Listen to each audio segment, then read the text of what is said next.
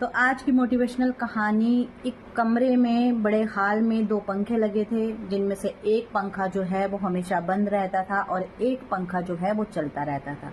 अब जो पंखा चलता रहता था, गोल गोल घूमता रहता था, हमेशा उस पर मोटी मोटी परत मैल की जम गई थी, वो गंदा हो गया था। और जो पंखा बिल्कुल भी नहीं चलता था वो एकदम साफ सुथरा सफेद रंग का था। और जो भी उस कमरे में आता तो उस पंखे की ओर देखता और कहता, काश ये जो पंखा चल रहा है ये भी इतना साफ होता।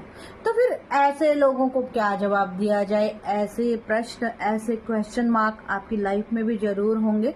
तो ये पंखा मैला कुचैला या साफ सुथरा, आप सोच रहे होंगे आंटी क्या बातें कर रही है, तो ये आपको क्या सीख देता है? देखिए, जो संसार में चलता है वही मैला कहलाया जाता है, उसमें ही कमियां देखी जाती हैं, वही गंदा होता है, वही बड़बोला होता है।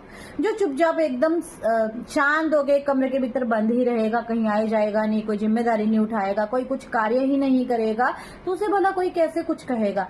यानी कि जो जिम्मेदारी उठाता है उसी को लोग गंदा कहते हैं, जो अपने कर्तव्य निभाता है उसी को लोग भला बुरा कहते हैं, और जो सबसे लड़के आगे दुनिया में सत्य की लड़ाई के लिए अटल खड़ा रहता है उसी को लोग अक्सर बुरा कहते हैं। तो कहते हैं, काबिले तारीफ उसकी मैं क्या करूं जो कमरे में बंद था।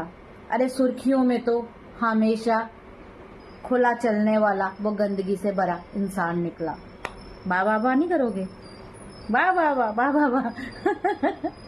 तो सही बात है भाई, उसकी तारीफ क्या होगी भाई? जो कमरे में बंद है, सिर्फ यही लोग कहेंगे कि हाँ जी बड़ा अच्छा है जी, कमरे में ही बंद रहता है, बस।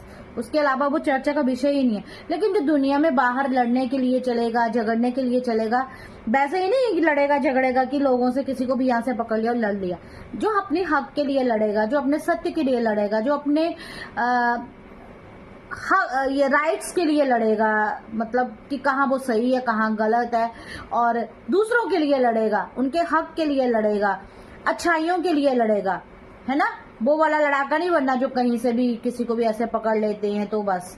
तो जो इन चीजों के लिए लड़ेगा तो वो हमेशा सुर्खियों में रहता है, वो हमेशा गंदा ही होता है। और जब वो सुर्खियों में रहा तो उसकी इतनी चर्चा हुई कि वो आसमान की ऊंचाइयों को छू गया। समझ गए ना मैं क्या कहना चाह रही हूँ? सुर्खियां बन गया वो, है ना? सुर्खियां बटोर ली उसने, है ना? तो अच्छी लगी हो कहानी, या इसका जो भी मतलब आपको समझ आया हो तो भाई आगे भी शेयर कर दीजिएगा। मॉरल जिसको क्या मॉरल, हर एक में को ना अलग अलग ही मॉरल समझ आया होगा, तो जिसको जो भी समझ आया वो जरूर कमेंट सेक्शन में लिखना। तो जब भी कोई लंबी वीडियो हो जाती है ना तो मैं हड़कना शुरू हो जाती हूँ, न। लेकिन आपको तो सब समझ आता है ना, आपको पता है आपकी अनुराधा आंटी कभी भी एडिटिंग नहीं करेगी इस मामले में।